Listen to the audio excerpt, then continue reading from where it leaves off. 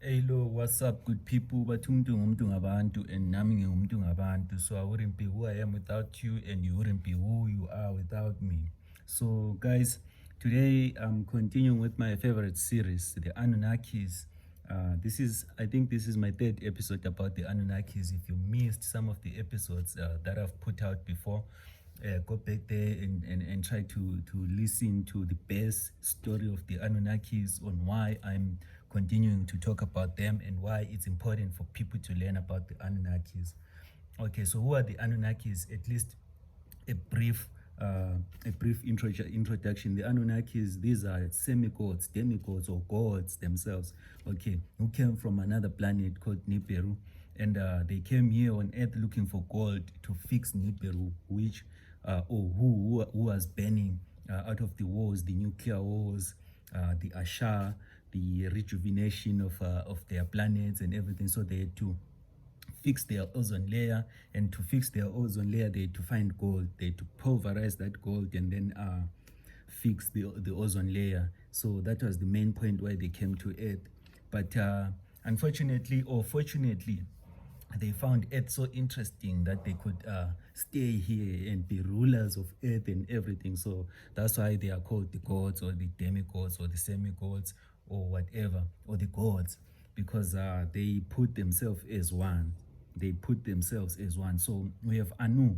Anu was the father of the Anunnakis. So the word Anunnaki is derived from Anu, the father, the god, or the father of all the Anunnakis, who came from Nibiru, okay, the planet. So scientifically, Nibiru has been found that it's still lingering in our solar system. So, okay, guys, let me continue. Anyway, I had to just give a brief introduction to the people who missed my episode or who are too lazy to listen to the other one, but it's more beneficial to start by listening to the or watching the first episodes of the Anunnakis. Okay, so I'm going to talk about Enlil today. Enlil was Anu's son.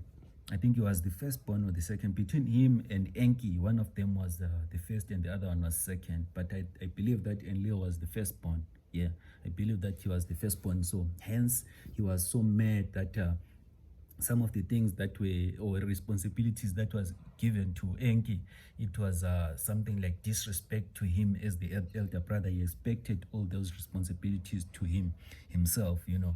So that's when everything else started shaking there. So if I'm to compare these two semi-gods, Enki and Enlil, the sons of Anu, this is night and day. This is day and night. Enki is the day, and then Enlil is night, like good and bad, you know. So Satan and God, something like that, you know. So I think that's where all this concept of good and bad started, you know, because in any way, in any essence of life, there's nothing good, there's nothing bad, nothing is lost, nothing is gained on earth. Everything is here, everything you can achieve anything, you know. Some of the things that people are going to achieve after us, it will be like magic or something, but well, we could have achieved them ourselves as well, you know. So because everything is here, raw materials, everything is just for you to receive good information, and then you put out what you've invented and so on. So right, so Enlil was somehow bad. So what happened?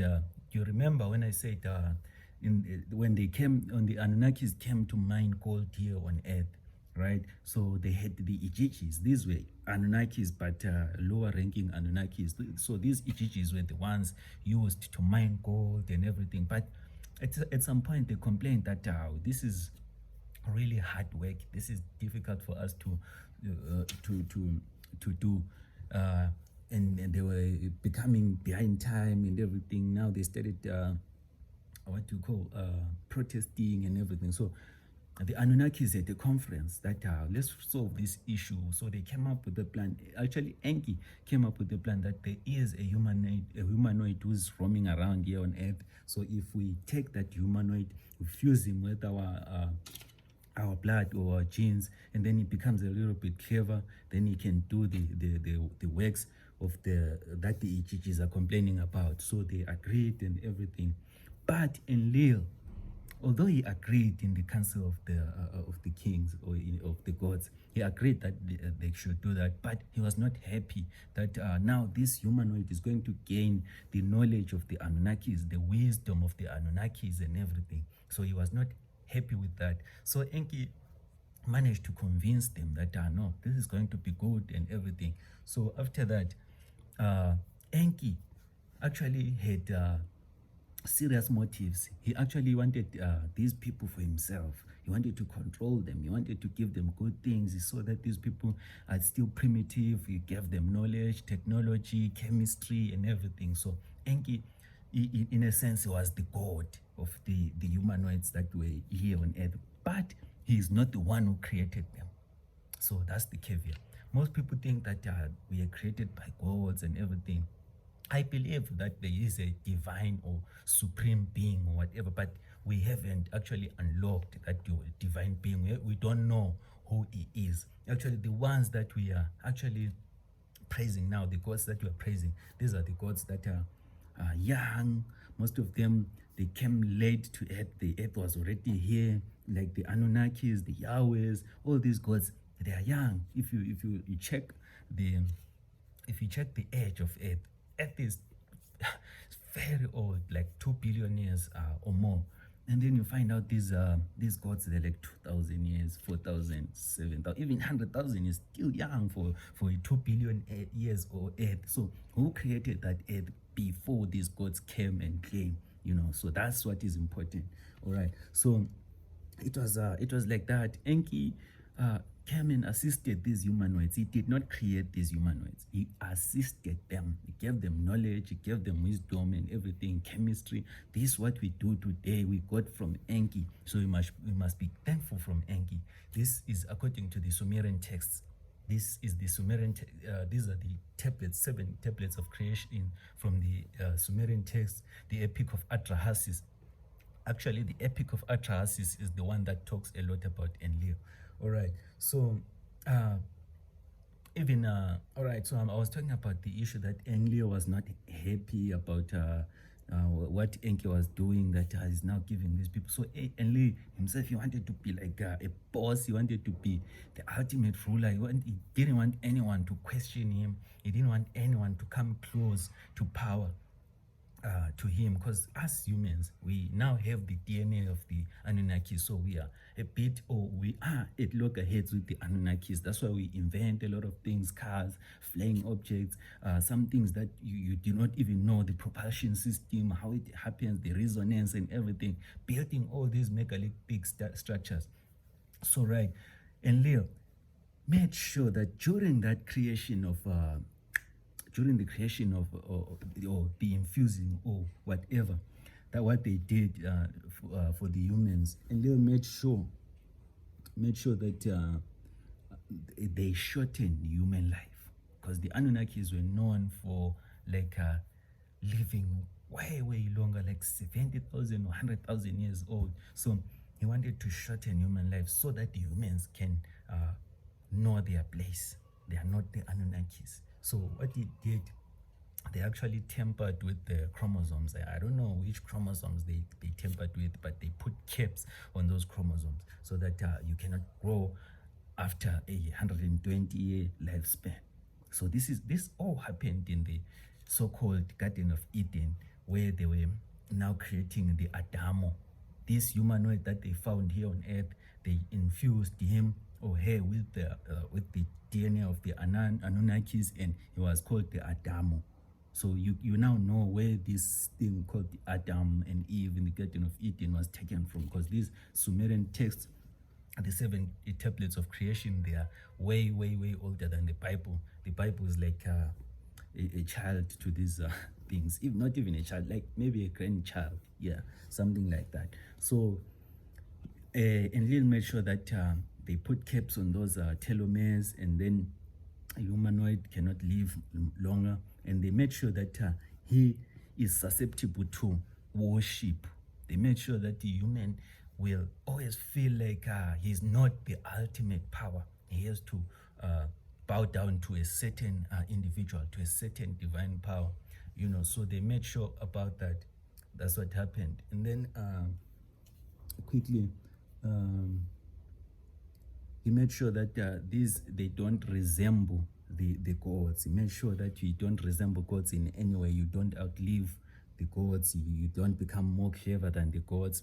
So and such. But Enki had different stories. Enki, he wanted to match the humanoid, the Adamo, with the gods. So Enki, he taught humanoids a lot of things. He taught them tampering with things genetically. He tampered with animals genetically. Like in food, there are some foods that we know that don't have seeds, like bananas. So if you ask yourself, if a banana survived from those times until today with no seed, how did it survive the floods and everything? So some of the foods are strange. So if these are the foods that are spoken about in the Epic of Atrahasis, in the 7 creations of tablets, that Enlil, that Enki made sure that people have food to eat and everything, they farm and everything. So these are the foods that they created, the foods with no seeds that are planted using cuttings. These foods, they die if they are not taken care of. Okay, and also there are animals that we do not ask ourselves, how did they survive all this time, like cows. A cow cannot survive without a human assistance. A cow has no speed. It doesn't eat meat, it doesn't bite, it doesn't everything. So that means all these predators, leopards, lions and everything, they could have finished the cow way, it could have been extinct long time ago. But we have cows. It's actually even more than other animals. Why? Because these are the animals that were created for human consumption directly, So for also humans to see that we were tampered with, right? You can look at your skin. Look at your skin. Do you think this skin of yours can survive the jungle? Do you think this skin of yours with no hair, as soft as you are, you can fight an elephant? No, you wouldn't. So that means we were not like this before, but we were tampered with so that we can fit or suit a narrative or fit a spectrum of working, so that we can work on certain conditions. So that's it. All right, so these are the conditions negotiated between the gods, Enlil and Enki. So Enlil wanted to make sure that we are deprived of all those things, so that we are going to be extinct at a certain time, So that's what Enlil wanted. But Enki, he always wanted good things for the people. All right, so let's talk about, let's take a segue a little bit. Let's talk about the Adam's calendar now, or the Adamos calendar, which is in Mpumalanga, South Africa. Right, so the Adamos calendar, this is a structure which resembles Stonehenge, which is I believe it's in UK or something, or Europe. Let me just say Europe. So these stones are standing in a position that they tell time, they tell seasons, they tell the year and everything. So if you have a clever eye, you quickly pick up these things as soon as you get there. But if you are like me, you don't know anything, you have to go with experts to show you how it works and everything. But there's a lot of things that are interesting there from the Adam's calendar, right? So why am I talking about the Adam's calendar and the Anunnakis? I'm talking about the Adam's calendar because if you take a look on the side of the Adam's calendar, there is a giant crater there. There is a giant crater. So for me, it looks like an open cast mining. It looks like an open cast mining. So the Anunnakis came here for gold, and South Africa is known for having the richest gold fields. So, okay. So now, why then the Adam's calendar right next to that giant mining field? Right. So first of all, you have to ask yourself, is this really just a calendar? Is this really just a calendar, or there are some other functions that this thing work for? So for me, it is multifunctional. The Adam's calendar is multifunctional. for me, okay, let me just base this out, that the Adam's calendar was created by the Anunnakis. This is my assumption. The Adam's calendar was created by the Anunnakis for communication with the other gods in other planets in Nibiru, and also for telepath, because there is a certain energy in that Adam's calendar. So for me, it was very essential for Adam's calendar to be right next to that mine, so that it reminds the Ichijis or anyone who's working down the mine that time is moving. When the gold is dark, they put that gold into that telepathy machine, and then it quickly goes to Nibiru because of the energies. We won't say that it was possible because we haven't unlocked it, but it's being talked about here in the Sumerian text. So most of the things that were impossible long time ago now are possible. So it is also possible that this was a telepathic device. It was also a calendar telling them time, so that they work in time. They don't work behind time. They have to work in time, because the Asha was ending there by Nibiru. The gold was needed much sooner than the other people might think. So they had to have a time device that will tell them that, guys, let's work. So that if you also put those things together, that the Ichijis were complaining that this work is difficult, it shows that they were working in such a haste. They had to be fast, and they had someone noticing them. They had someone communicating with them through that telepathic device, the Adam's calendar. All right, so that's why I wanted to talk about the Adam's calendar with the Anunnakis. And then now, if you check the rocks that were used to build the Adam's calendar, these rocks are called dolerites.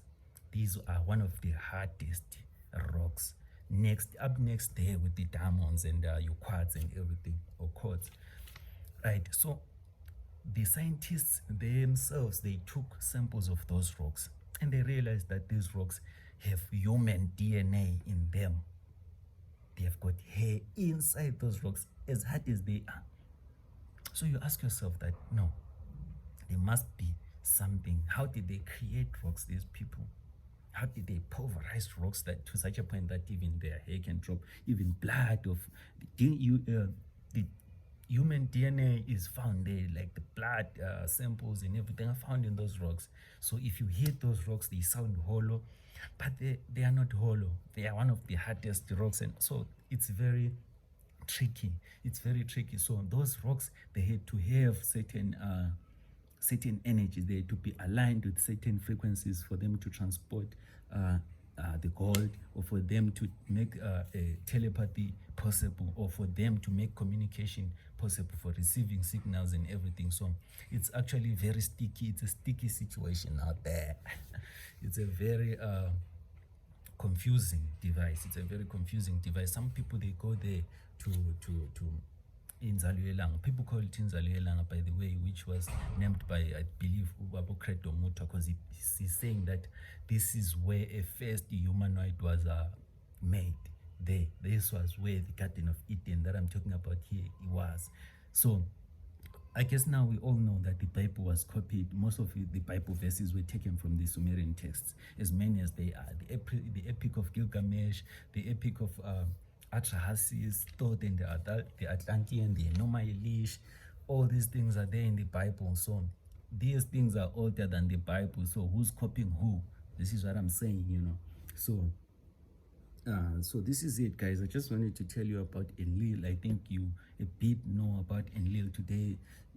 From today going onward, you know something about Enlil, So please note that you are not going to get all the information from me, but you can go out and search for information such as the Epic of the Gilgamesh, the Epic of Atrahasis, the Enoma Elish, the Atlantean. Look out on these things, the Anunnakis. Try to search about them, know about them. Then you will see that most religions were copied from the Anunnakis. Most religions were copied from the seven stones of creation, or 7 tablets of creation. So this is why I'm telling you about these Anunnakis, and all these things that we see today, like we see the pyramids. We do not know who built them. Actually, it was Enlil who made us that we won't know about the pyramids, because according to the Sumerian texts, we are not the first civilization. We are maybe the third or the fourth. So for us not to know what the other civilization was doing, we had to Enlil had to shorten our memory, had to shorten our lifespan, had to shorten our connection with the previous generations or previous civilizations. So it was all done by these Anunnakis, so that we can forget and everything. So all these structures that you see, the pyramids, the Great Zimbabwe's, Mapumbukwe, Kami, the Dlodlo ruins, and all these were built by people, but not our this current civilization. I believe it was the previous civilization, and because we were tampered with, we do not have memory that can span back to that time. It doesn't connect us DNA, it doesn't connect us directly to those. That's why we forget about these things, how we were built and everything. So it was all Enlil's plan that we don't know much. It was all Enlil's plans that we are not going to be like the gods, like these Anunnakis. We had to stay in our lane. So if you today you find yourself needing to worship something, you must know that this is planted in your DNA by the Anunnakis, that you must find someone to worship. You must take your give someone credit for your life. You know, for while you teach yourself to give credit, your parents, these are the people who created you, no one else. You have to give credit to the parents themselves, but you want to give it to something outside your vicinity, something that you cannot know, you cannot touch, you cannot do anything about, but you want to credit your life to such beings. So this was planted in us by the Anunnakis, knowing that if we see some things that we like, the pyramids, we first believe that no, this wasn't us, this was the gods. If we see something that we don't know, we quickly give credit to the gods, give credit to this. So while there's a room for us to learn about those things, there's a room for us to increase our wisdom, there's a room for us to learn more things and then be enlightened like the gods, the Anunnakis. All right, so I hope this was interesting to people as it is to me. Maybe I just talk a bit quicker, mixing up things and everything. It's just the excitement in me. I'm very much excited about this. Everybody knows. So, all right. I hope people find some information useful from these Anunnakis, because it's very important, guys. These are real stories. These are real documents that we found, and they are there in the libraries. I hope that I can go there in my lifetime to go and see the 7 tablets of creation by myself and everything. So anyway, thank you so much, guys, for watching my videos. Please share my videos, like, subscribe, also comment down there, ask questions and everything, and thank you so much for everyone who's been giving me good feedback, criticism, constructive criticism. These are things that I like. I like people who challenge me. I like people who correct me. I stand to be correct. I'm not a god, so I can be corrected anytime and I can be condemned anytime. So anyway, thank you so much, guys. Don't forget to like, subscribe and share. Peace out.